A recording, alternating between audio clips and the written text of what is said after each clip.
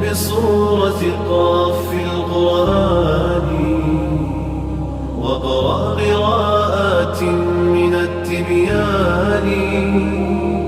حبل متين مد من رب السماء، فسما إلى العلياء بالإنسان.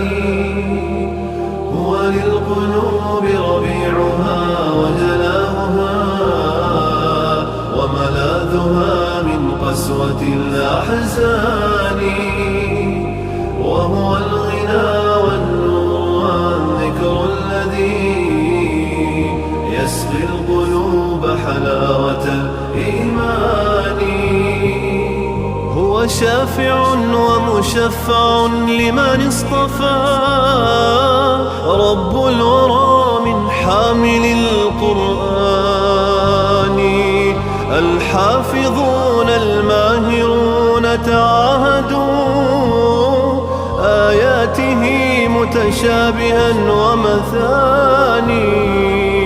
قالوا نرتله ب7 أحرف، أكرم بجمع مثقل الميزان.